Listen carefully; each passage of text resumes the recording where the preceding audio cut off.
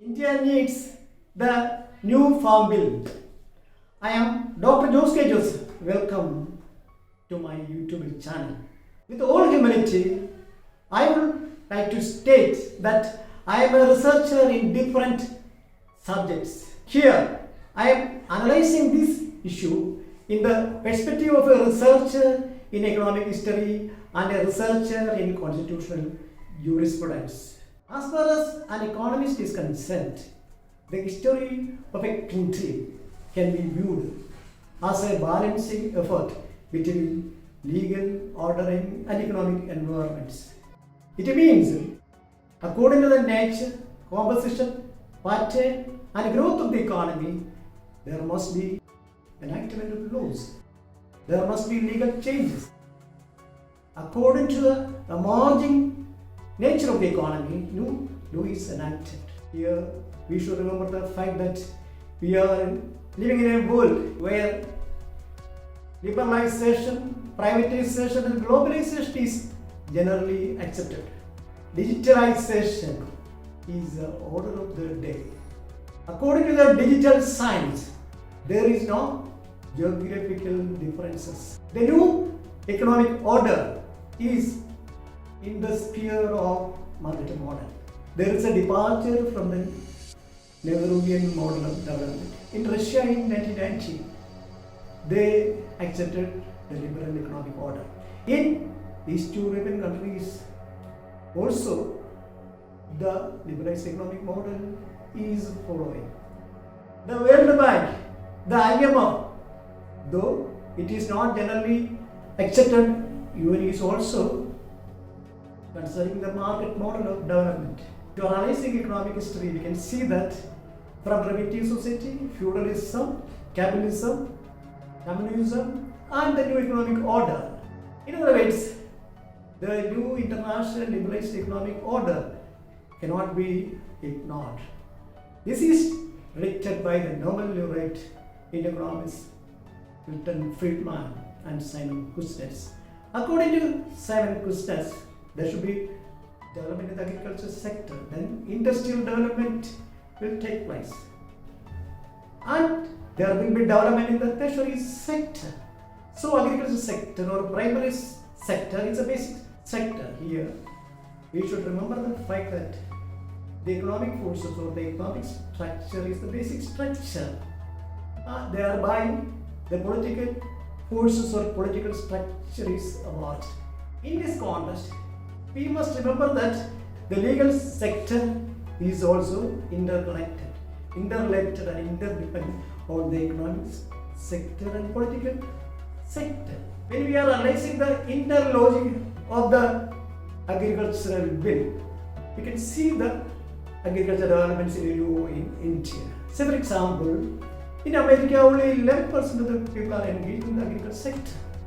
But they are not only self-sufficient in the agricultural products in their economy, they are exporting agricultural products to other countries. In the case of England too, only 28% of the people are engaged in the agricultural sector. They are quite self-sufficient in the agricultural production.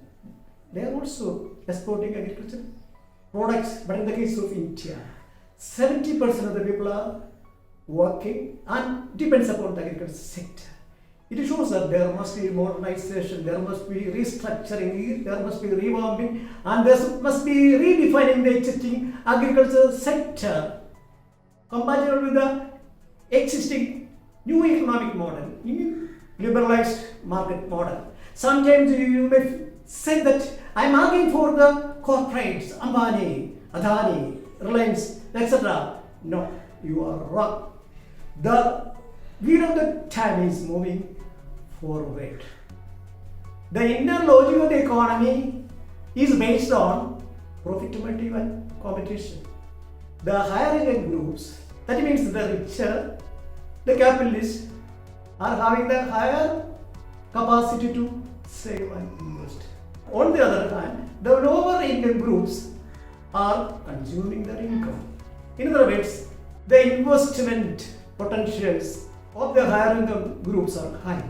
They are investing their money and they are reinvesting their money, thereby increase in the productivity and productive capacity and reproductive capacity, there will be income generation and employment creation. You should remember the fact that in the activate analysis, there are only owners of 6 fields in the graveyard. In a capitalist economy, new model liberalized economy, in the new liberalized international economic order, market economy is a reality. Poverty can be eliminated, but inequality to great extent cannot be eliminated because the nature of the 4 fields are different. Here we should remember the different spectrum of the new agricultural bill. The stagnation in the agricultural sector can be eliminated because the intrastate selling can be avoided and the interstate selling can be promoted because digitalized system is there. Sometimes you may argue that there will be concentration of economic power in fewer hands. No, there is a tax structure and tax system. Say for example, the economic system exists in China. The entire manpower is productively utilized. There is no unutilization or underutilization or misutilization of resources, especially manpower. They believe that if 1 hour is lost, it is lost forever. We can see that there is unutilized, underutilized and misutilized resources in India. India is termed as a rich country inhabited by poor people.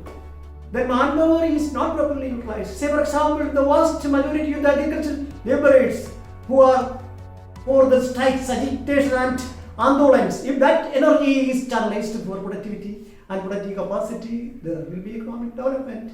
So there must be a wider vision and mission for economic development. A new macro model of economic development. That's very simple. If there is investment, production creates income, income creates spending, spending again demands production. This is a circular flow of income. This is a very simple macroeconomic theory. So in a democratic country like India, there must be development in the agriculture sector, then only industrial sector, industrial relations and industrial development can be enhanced. Thereby the service sector, tertiary sector and the ancillary and the subsidiary sector can be developed. Here we know that there is a stagnation in the village economy. That stagnation can be eliminated. There must be exports of agricultural products and there must be proper planning of the manpower. We know that agricultural laborers are unorganized, unregistered and undeveloped. And the implication is very simple. There must be a congenial atmosphere conducive to the development of agricultural formats. So here we are quite familiar with the fundamental logic of a liberalized market economy. That is nothing but profit motive and competition. That cannot be avoided. If there is profit motive and competition, the new economic players will enter into the market and they will try to take a profit. But the government has certain limitations. Government will try to enact law to avoid exploitation. I am not going to enter into the intricacies and ramifications of the law. You should remember the fact that I am not an exponent of the central government. I am not an exponent of the political system existing in the Indian economy. Here I am analyzing these issues in the perspective of a historian in economics and in the perspective of a researcher in constitutional jurisprudence. In the legal system, it cannot be avoided. As and when it is needed, there must be new laws and there must be new changes in the economy according to the demands of the economy. So here I conclude, the new bill, the new agriculture bill is an inevitable economic necessity for India. That means the new agriculture bill is based on the agricultural economics, not the policies of agricultural economics. Thank you.